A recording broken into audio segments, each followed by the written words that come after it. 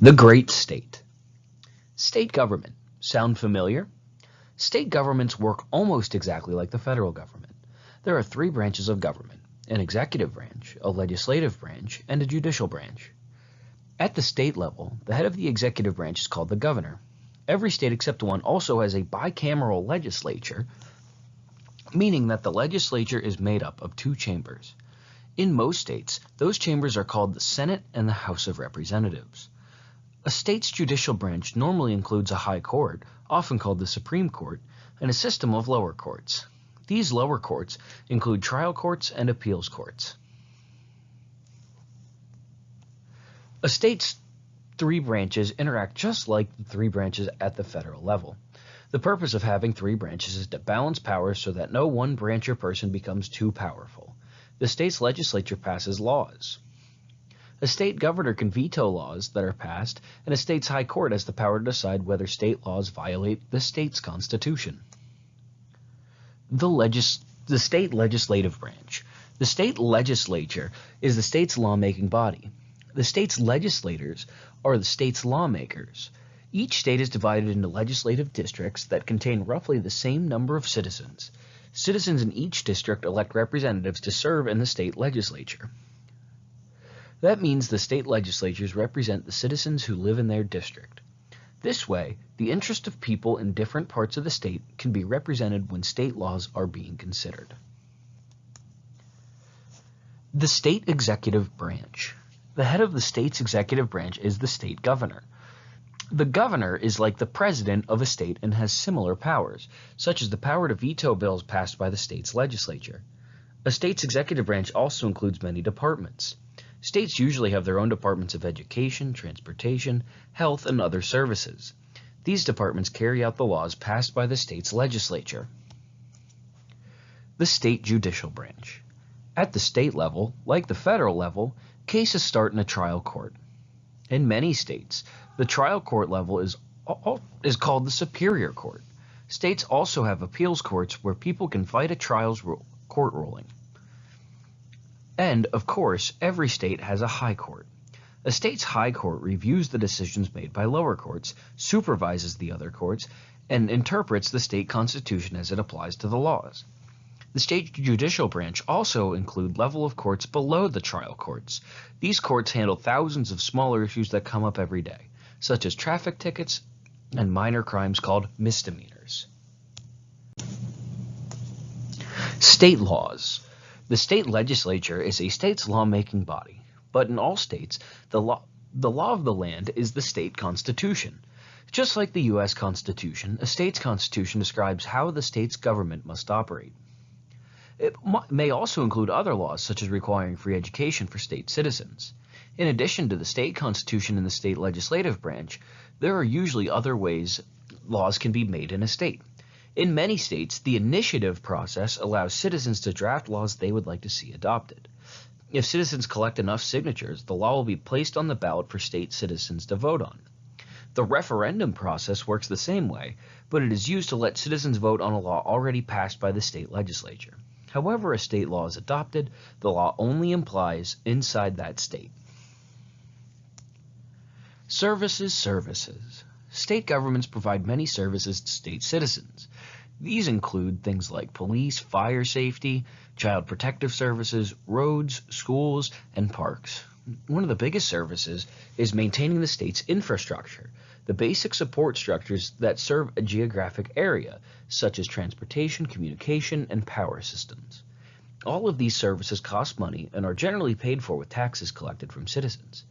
Usually, however, states cannot afford to provide all the services citizens need. Very often, states look to the federal government for help. The federal government gives states money in the form of grants, which are sums of money designated for a certain purpose, such as improving an airport or providing health care to low-income households. Regulations equals rules. State governments also protect citizens by regulating or making rules about many activities.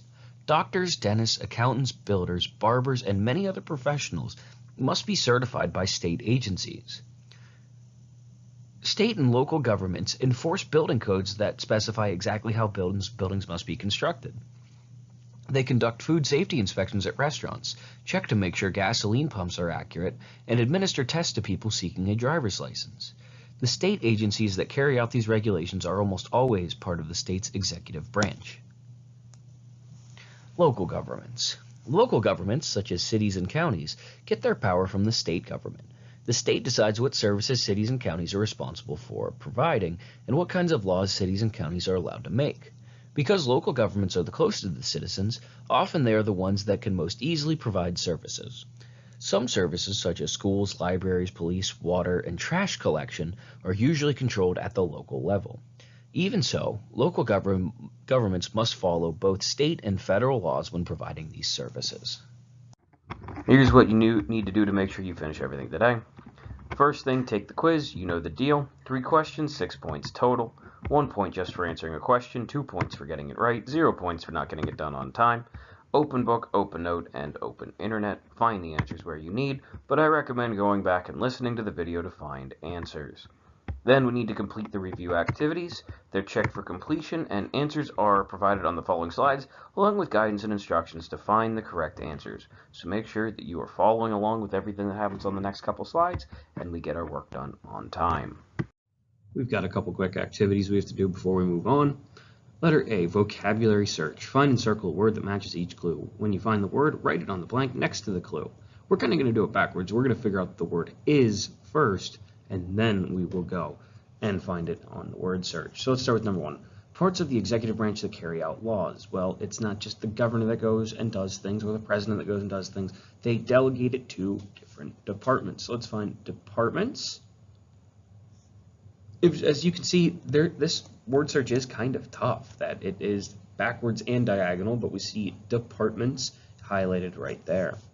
Number 2, a legislature made up of 2 houses. So Nebraska has a unicameral legislature. Most states, though, have a bicameral legislature. Let's find where bicameral is. And there we are. Let's do number 3. I'm going to give you the word. You just have to find it. Number 3, basic support structures such as communication and power systems. So what are those? That is infrastructure. Go ahead and try to find infrastructure in there. Number 4, citizens in these geographical areas elect legislators to represent them in the state's legislative branch. A state's judicial branch is made up of these. 6, each state has one of these to describe how the government runs. Number 7, a process that lets citizens place a law on the ballot to be voted on. We learned that earlier. Number 8, states provide these to state citizens. Number 9, a state's lawmaking body. Number 10, money the federal government gives the state for a certain purpose. Number 11, another word for rule. 12, a type of local government. 13, the head of a state's executive branch. Number 14, where citizens vote on a law the state legislature has adopted. Number 15, a type of local government. And mystery word. What word is in the puzzle but not on the clue list? B, that's incorrect. There's something wrong with each of the following statements. Figure out what it is, cross out parts of the sentence, and make corrections on the line. Number 1, unlike the federal government, state governments only have one branch of government. So let's figure out what's wrong there. Well, it's actually going to be like we barely have to write anything on this one. So instead of unlike, we're going to say like the federal government, because states actually have a lot in common with the federal government. State governments have, and I'm going to, instead of cross out only, and I'm going to cross out one branch, state governments have blank of government. It would be 2 branches.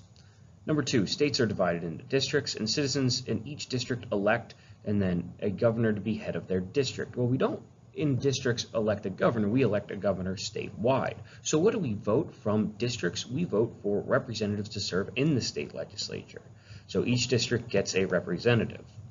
Number 3, a state's executive branch includes many departments that handle thousands of small issues such as misdemeanors. Well, I'm going to cross out the incorrect part, and I want you to try to figure out the correct part.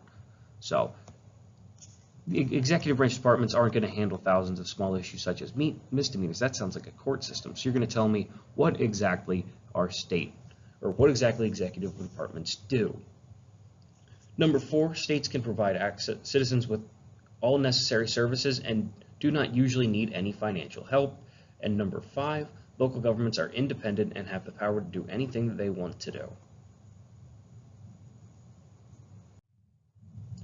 Licensed or not. When you make an educated guess, you're guessing on things you already know. Read the list of professions below. Which jobs do you think most states require a license for? Think about what these people do and make an educated guess about whether they need a license. Put a check mark next to every job you think requires a license in most states. Architect, cashier, dentist, interpreter, veterinarian, real estate agent, exterminator, private investigator, car salesperson, software developer, event planner, teacher, nail technician, embalmer, actor, office manager, massage therapist, fitness instructor, electrician, or hairdresser. So I'm going to check one of those jobs, one that I know needs a license because I have one, and that is a teacher.